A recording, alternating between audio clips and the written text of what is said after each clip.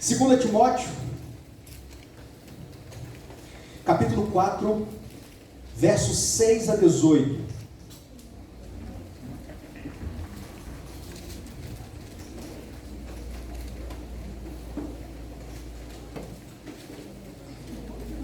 O apóstolo prevê o seu martírio, o apóstolo abandonado pelos homens e não por Deus.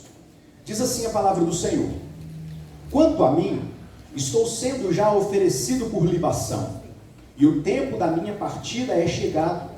Combati o bom combate, completei a carreira, guardei a fé. Já agora a coroa da justiça me está guardada, a qual o Senhor, reto juiz, me dará naquele dia, e não somente a mim, mas também a todos quantos amam a sua vinda. Procura vir ter comigo depressa, porque Demas, tendo amado o presente século, me abandonou, e se foi para Tessalônica. Crescente foi para a Galácia, Tito para a Dalmácia. Somente Lucas está comigo. Toma contigo Marcos e traze-o, pois me é útil para o ministério. Quanto a Tíquico, mandei-o a Éfeso. Quando vieres, traze a capa que deixei em Trode, em casa de Carpo, bem como os livros, especialmente os pergaminhos. Alexandre, o latoeiro, causou-me muitos males. O Senhor lhe dará a paga segundo as suas obras. Tu, guarda-te também dele, porque resistiu fortemente às nossas palavras. Na minha primeira defesa, ninguém foi a meu favor. Antes, todos me abandonaram, que isto não lhe seja posto em conta. Mas o Senhor me assistiu e me revestiu de forças, para que por meu intermédio a pregação fosse plenamente cumprida e todos os gentios a ouvissem. E fui libertado da boca do leão. O Senhor me livrará também de toda obra maligna e me levará a salvo para o seu reino celestial. A Ele, glória pelos séculos dos séculos. Amém. Vamos orar? Deus querido, nós te agradecemos por sua palavra e pedimos, ó Deus, que na iluminação do teu Espírito o Senhor fale conosco, o Senhor se revele a nós, nos trazendo, ó Deus, a tua palavra nessa manhã. Que haja, Deus, crescimento e edificação da tua igreja e que o teu nome seja glorificado. Em nome de Jesus Cristo, nosso Senhor. Amém. A nossa vida, ela é composta por fases. Existem momentos que nós estamos muito bem. Nós temos saúde, temos relativa estabilidade financeira, temos harmonia dentro da nossa casa, temos emprego. Em outros momentos, falta-nos saúde. A crise financeira bate à nossa porta. Desavenças familiares surgem e às vezes por motivos os mais banais. Fato é que muitas vezes nós nos sentimos como aquele exame do coração, o eletrocardiograma. Um dia bem, um dia nem tão bem assim, outro dia é melhor, e assim nós vamos vivendo de fases. Quando nós olhamos para este texto, nós percebemos que o apóstolo Paulo está prevendo a sua própria morte.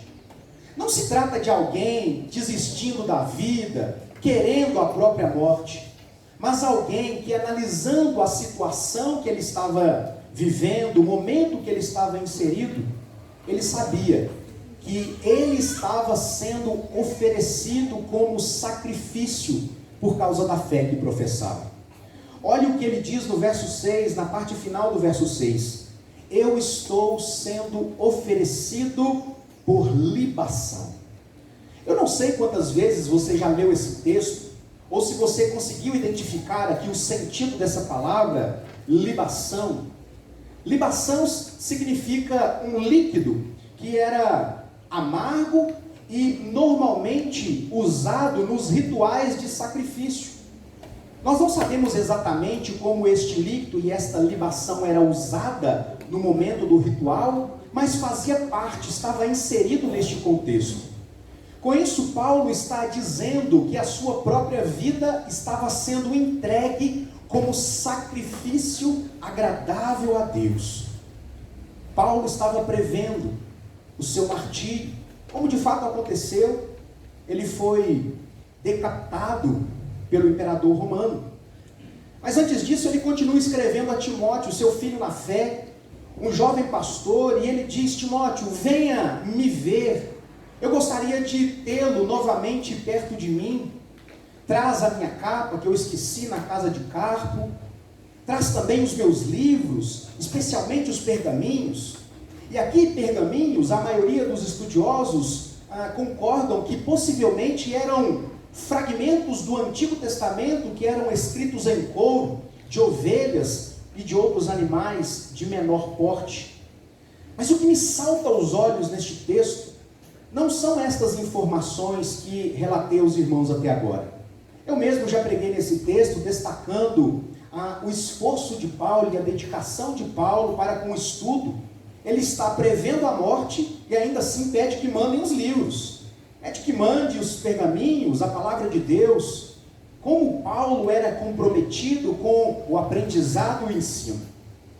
Mas diferentemente desta mensagem que já preguei aqui, hoje eu gostaria de conversar com vocês algo que falou ao meu coração, quando muitas vezes li esse texto, mas agora de uma forma diferente. No verso 11, parte B do texto, Paulo faz um pedido que às vezes passa batido aos nossos olhos. Entre essas coisas, Paulo diz o seguinte: toma contigo Marcos e traze-o, pois me é útil para o ministério. Toma contigo Marcos e traz ele com você, porque Marcos me é útil para o ministério. Marcos? Como assim Marcos? Não é possível Marcos, porque Paulo agora está valorizando Marcos e reconhecendo a sua utilidade para o seu ministério.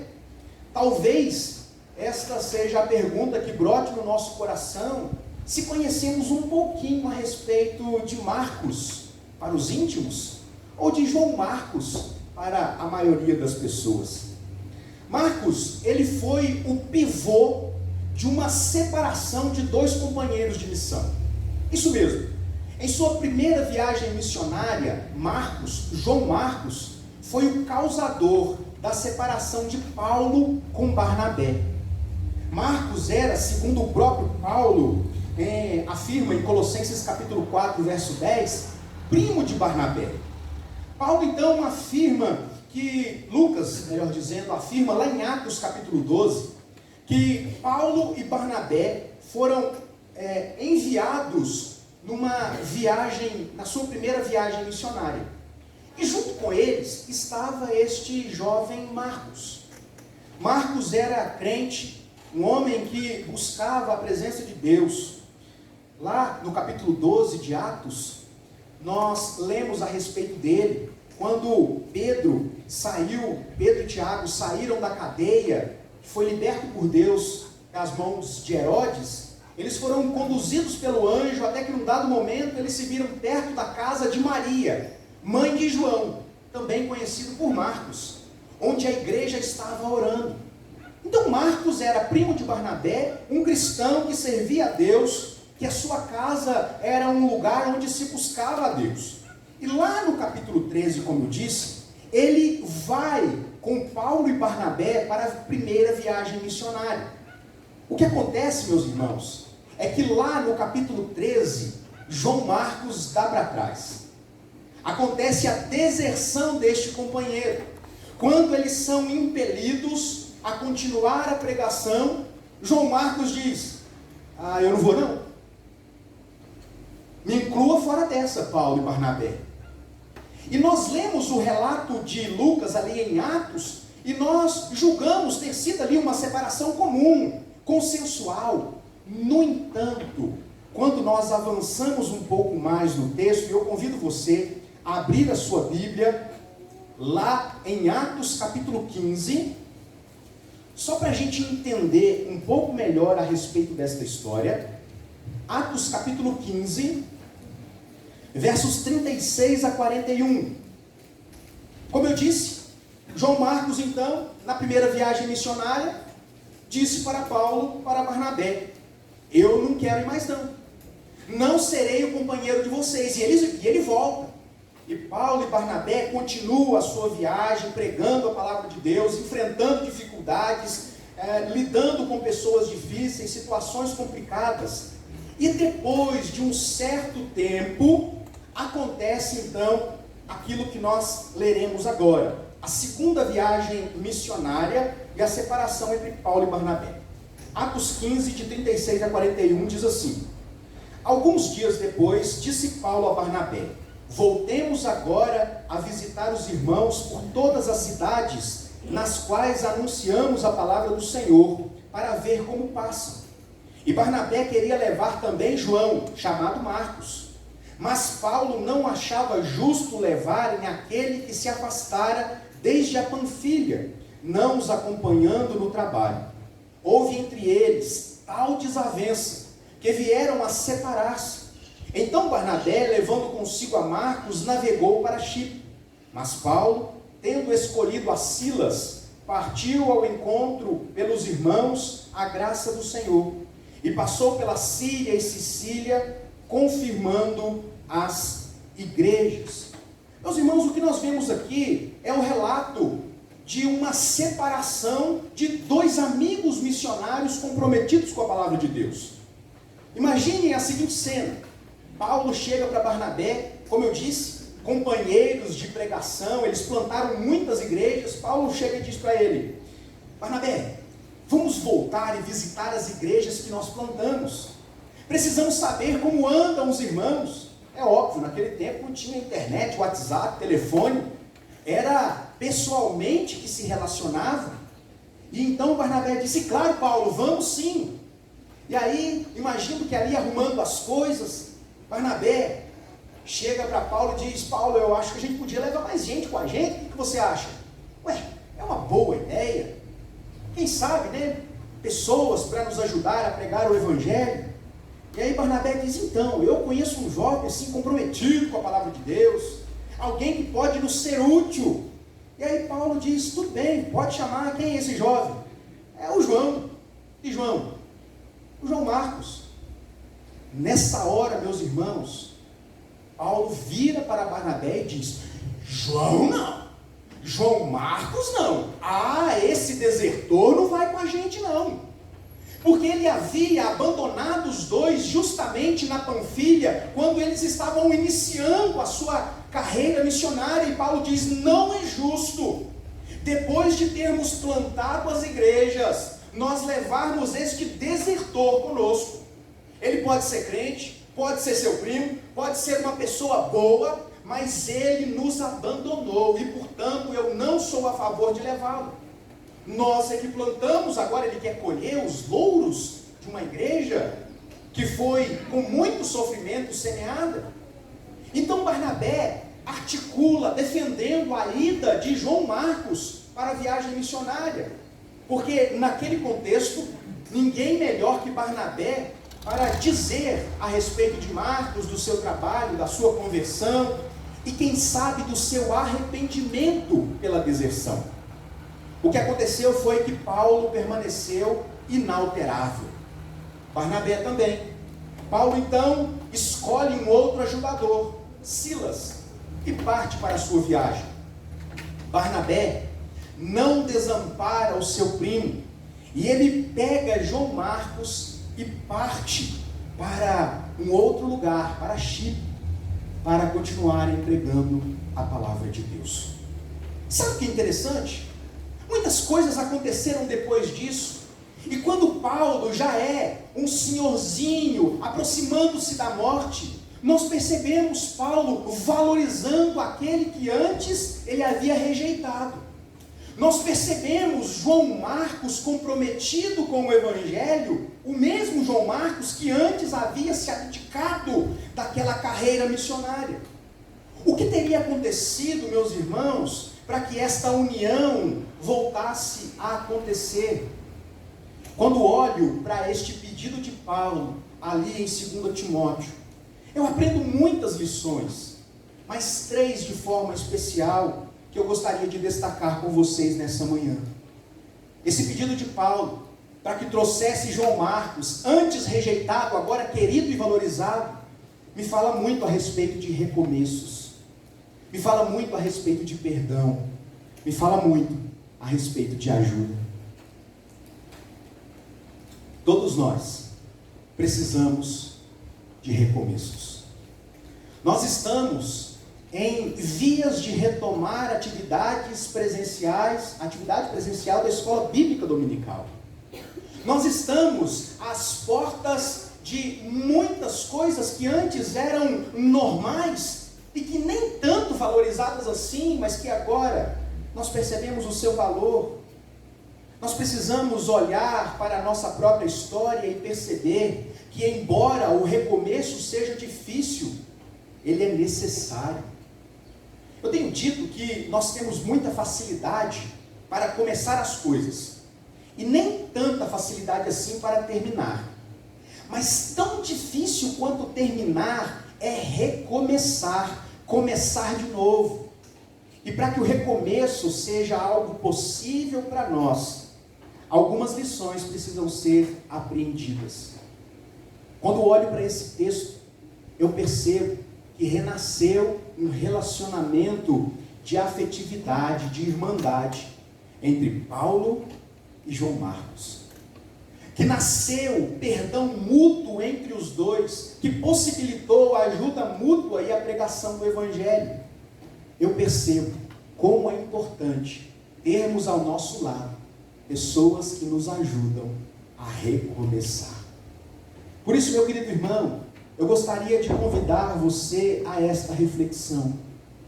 Que Deus nos ajude a estarmos com o nosso coração aberto para recomeçarmos todas as vezes que isso for necessário.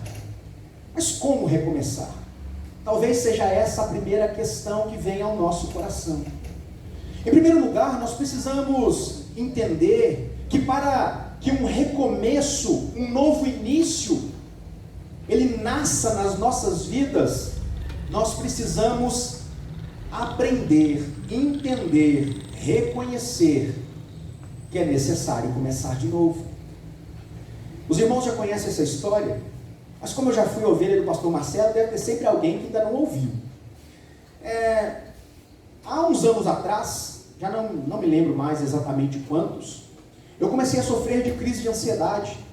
E naquele momento eu achava que era só estresse mesmo, burnout, um nome moderno para estafa, crise de pânico, e as coisas foram piorando, e eu achava que era apenas uma preocupação normal. E a Fernanda insistia para que eu procurasse tratamento médico, e até que chegou num dia onde o corpo fisicamente me cobrou o preço. E aí eu percebi que, embora eu não quisesse e não soubesse como, era necessário um recomeço. Foi só quando eu entendi que eu estava de fato doente, é que o tratamento pôde ser viabilizado. A Fernanda marcou, eu fiz todos os exames possíveis e imagináveis. Dormi com aquele negócio que mede pressão, porque talvez o problema fosse no coração. Fiz ressonância da cabeça, quem sabe fosse um tumor, alguma coisa estranha no meu cérebro. As minhas pernas doíam, algo estranho estava acontecendo. E depois daquela sabatina médica, muitas especialidades, o último, que foi o cardiologista, disse: eu acho que eu posso te ajudar. Eu disse: graças a Deus. Quem aqui já fez aqueles exames de esteira? Depois que eu fiz aquilo, eu falei: o que vier agora é lucro, porque não tem nada pior do que isso. Você fazer um gordinho correr e alguém ficar do seu lado, corre, precisa ser mais rápido, precisa ser mais rápido. E ele disse: eu vou te encaminhar para uma psiquiatra. Como? Uma psiquiatra. E eu relutei contra isso, irmãos, até que a Fernanda me convenceu, e eu disse: eu vou. Chegando lá, ela fala tudo que ela precisa falar, ela me conhece, e aí dá o que deu. Eu cheguei lá, para minha surpresa, eu tive que entrar sozinho, e aquele momento foi a cura de Deus no meu coração, um momento de humilhação e entender que eu não conseguia sozinho, e que eu precisava começar de novo. Cheguei diante da profissional, da médica, doutora Rosana, e eu não conseguia falar nada, eu comecei a chorar, e eu chorava porque eu estava chorando. Eu não sabia exatamente porquê, e aí começamos um tratamento que perdura até hoje. Fato é, irmãos, que só foi possível estar bem emocionalmente, fisicamente, psicologicamente, quando então eu reconheci que eu precisava de tratamento. Às vezes nós até desejamos o recomeço, mas não damos o braço a torcer para reconhecermos a necessidade que é necessário parar e começar tudo de novo. Temos dificuldade de reconhecer culpa. Temos dificuldade de reconhecer que às vezes trocamos os pés pelas mãos e que não adianta insistir no caminho que nós estamos trilhando. É necessário começar de novo, começar do zero. Quantas vezes nós temos empreendimentos na nossa vida e nós insistimos, investimos recursos financeiros e que consome todo o nosso patrimônio, até que chega um momento que nós reconhecemos, não dá mais, eu fali. E agora, diante de uma situação como essa, que é hipotética, mas que pode acontecer com todos nós temos duas alternativas. Ou nós nos conformamos com isso e morremos de fome, ou esperamos um auxílio, sei lá. Ou nos enchemos de força e recomeçamos. Mas sabe o que é interessante? O recomeço não diz respeito apenas à nossa vida particular ou às nossas coisas. Nós precisamos de recomeços nos nossos relacionamentos, sabe por quê? Muitas vezes as palavras e as atitudes das pessoas nos ferem, e às vezes nos ferem profundamente, e nós nos afastamos porque estamos machucados, ficamos tristes, e por que não dizer às vezes com raiva, relacionamentos duramente abalados, quando nossos desentendimentos não são tratados. Se você precisa de algum recomeço na sua vida, em alguma área da sua vida, você precisa reconhecer que isso é necessário. Em segundo lugar, nós precisamos estar com o nosso coração tão aberto, mas tão aberto, que às vezes, para que recomeços sejam necessários, o perdão é essencial. Nós precisamos aprender a perdoar e a pedir perdão. Existem algumas pessoas que dizem que pedir perdão é muito difícil. E é. Porque pedir perdão é reconhecer a nossa própria falha. É reconhecer que nós não sabemos tudo, não podemos tudo e que muitas vezes nós erramos contra as pessoas.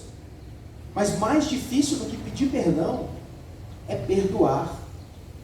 É anular aquilo que causa dor no nosso coração. Certa vez, Dr. G. Carson, ele diz o seguinte: pastor não faz inimigos, mas ele sempre tem inimigos. O que Dr. Carson quer dizer com isso, nessa frase emblemática, é que via de regra, o pastor busca ter paz para com todos no exercício do seu ministério, mas isso não lhe garante a ausência de oposição, que muitas vezes, em casos extremos, chega à própria inimizade. Quando as pessoas nos decepcionam, e se eu pedisse para você levantar sua mão, né? Se você já ficou decepcionado com alguém ao longo da sua vida, é bem possível que você levantasse as duas mãos. E quem sabe você, tão infeliz que esteja, quisesse levantar até os pés para demonstrar o quanto as pessoas te decepcionaram ao longo da vida. Mas e se eu perguntasse, quantas pessoas você já decepcionou com as suas palavras e atitudes? Porque sabe, recomeço envolve perdão, mas perdão em via de mão dupla. Perdão é sempre uma troca de entendimento e amor. Quando as pessoas nos decepcionam, nós precisamos aprender com Paulo e com Marcos, com João Marcos, a não fazer registro das mágoas. Sabe o que isso quer dizer? Muitas vezes nós dizemos que perdoamos, mas a gente registra as nossas mágoas como alguém que faz uma ata daquele acontecimento e não consegue se ver livre daquela situação, porque ao invés de perdoar, o registro é algo tão marcante e vez por outra volta a mente ao coração, impossibilitando um recomeço de verdade.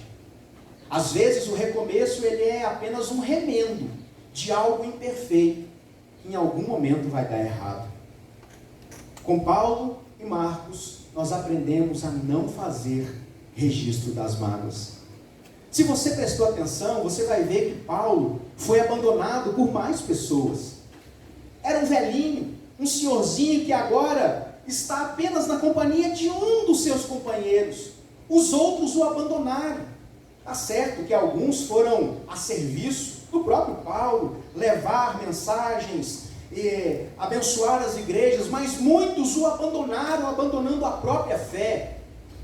E Paulo diz que, embora todas estas coisas fossem verdade, ele não foi abandonado por Deus. Paulo não faz registro das suas mágoas. Nós percebemos que João Marcos, você já até olhou para mim e falou: o que eu fiz? João Marcos não nutre esse sentimento para com Paulo, porque no decorrer do tempo, ele tornou-se um grande companheiro de Paulo e um ajudador do seu ministério. Você deseja um recomeço na sua vida? Em primeiro lugar, reconheça que é necessário começar de novo.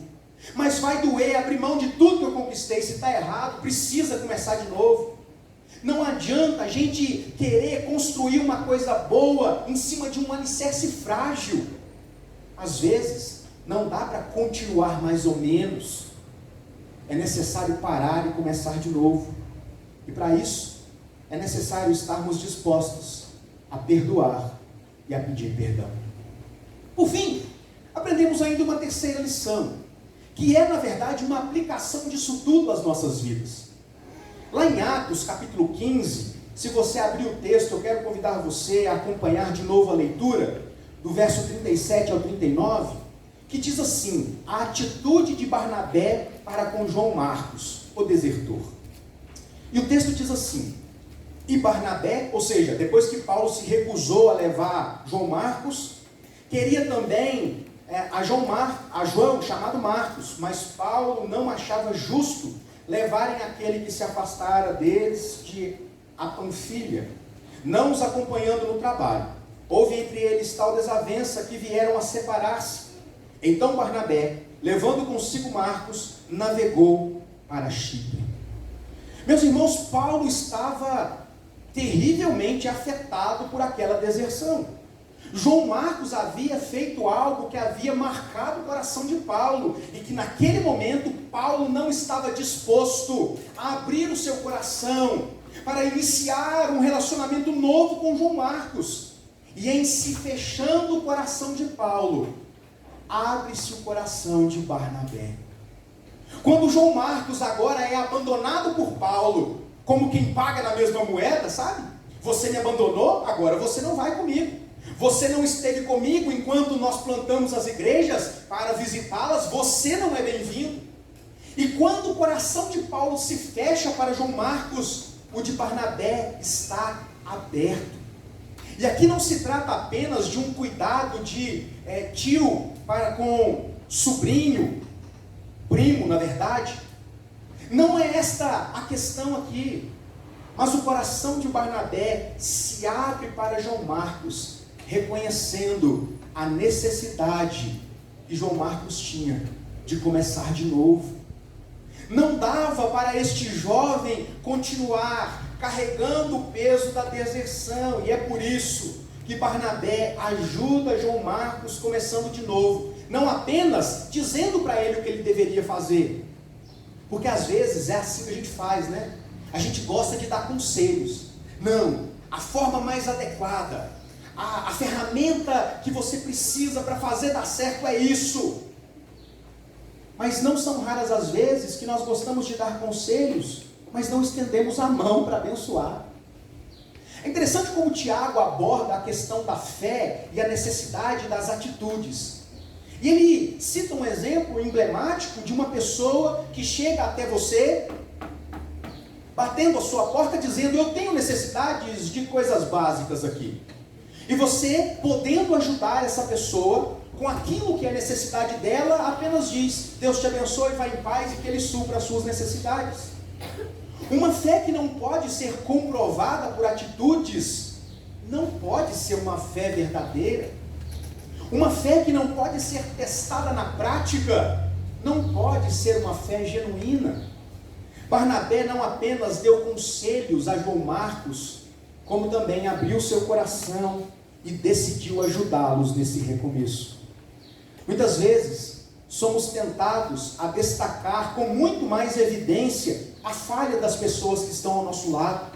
Sabe a Maguinha? A Maguinha é assim, assado. A Fabiana é assado e assim. A Soraya, assim, assado. Nós temos facilidade de identificar os defeitos das pessoas que estão à nossa volta.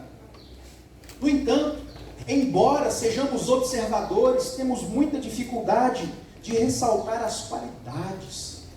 Aquilo que esse indivíduo tem de bom e que consegue fazer de bom para a obra de Deus, para as outras pessoas. Somos ávidos em criticar aqueles que estão fazendo, mas somos letárgicos em nos dispor a fazer alguma coisa. Já ouviu falar do engenheiro de obra pronta? Não se dispõe a nada, depois que dá errado aponta o dedo. Quando nós olhamos para a relação de Barnabé com João Marcos, nós percebemos: João Marcos, você precisa começar de novo, então conte comigo para isso. Se nesse momento o coração de Paulo não está aberto, o meu está aberto e você precisa começar de novo. Você já parou para pensar como as pessoas gostam de fazer elogios em funerais? São muitos os velórios e como pastor nós estamos presentes. E eu nunca vi um lugar onde se faz tantos elogios a alguém que não pode mais ouvir. Já parou para pensar nisso? Porque as pessoas parecem sentir necessidade de dizer algo de bom a respeito de alguém que não está ali mais para ouvir, que não muda absolutamente nada na vida e na experiência da pessoa. Sabe por quê, irmãos? O reverendo Hernandes Dias Lopes, ele diz algo interessante a respeito disso. A voz do remorso é muito maior do que a voz da gratidão. Muitas vezes nós sentimos a necessidade de reconhecer as qualidades das pessoas que estão à nossa volta por remorso e não por gratidão. Barnabé estava disposto a andar com João Marcos para que ele pudesse começar de novo, provar a Paulo que ele era alguém diferente, que estava disposto a servir. Por isso, meus queridos irmãos, nós precisamos nos lembrar das qualidades uns dos outros e não apenas das nossas falhas, assim como fez Barnabé. Todos nós temos um João Marcos na nossa vida. Todos nós temos alguém, e muitas vezes alguém que amamos, próximos de nós, que precisam da nossa ajuda, que precisam da nossa companhia para começar, para recomeçar. Mas muitas vezes agimos como Paulo nesse momento que repele. E por isso nós precisamos, em última instância, como lição, sermos Barnabé para alguém. Sermos aqueles que ajudam no recomeço. E quem sabe, quem precisa recomeçar nessa manhã é você. Quem sabe são os seus relacionamentos que precisam de recomeço. Quem sabe é a sua postura no seu trabalho. Quem sabe é o seu relacionamento com a igreja, a sua postura para com Deus que se reflete no seu testemunho. Todos nós precisamos de recomeço. Por isso, queridos irmãos, todos nós, cristãos que somos, precisamos ser Barnabé para alguém. Mais do que julgar as falhas, porque elas precisam ser julgadas. A igreja precisa condenar os desvios, mas não se afastar daqueles que erram. Nós precisamos estender a mão e oferecer apoio para que o recomeço seja possível. Se por um lado, todos nós somos Barnabé. Pessoas que precisam ajudar os outros no recomeço. Por outro, muitas vezes, nós somos como João Marcos, que precisam de um recomeço. Seja qual for a sua situação nessa manhã, eu quero orar com você. Como eu disse, não é fácil nós recomeçarmos, não é fácil começar de novo. Não é tão simples assim abrir mão do nosso orgulho e reconhecer que nós erramos. Não é tão simples nos reposicionarmos diante de posturas que tivemos. Mas o recomeço é necessário. Termos uma nova perspectiva. João Marcos tornou-se um amigo de Paulo, companheiro de missões, alguém que Paulo queria para o resto da sua vida. Entre todas as pessoas que Paulo gostaria de ter nos últimos dias da sua vida, João Marcos, antes o desertor, agora amigo fiel em todos os momentos. Que Deus nos ajude, que Ele abençoe, que sejamos Barnabé para alguém. Pense nisso, ao ir para a sua casa. Se de tudo que nós falamos aqui, você se lembrar que você não apenas pode, mas que também deve ser Barnabé, alguém que viabiliza recomeços, eu já me dou por satisfeito. E se você precisa de um recomeço, sair daqui cheio de Deus, crendo que Ele te ajuda a começar de novo, eu tenho certeza que isso trará alegria ao nosso coração, e por isso eu quero convidar você a orar.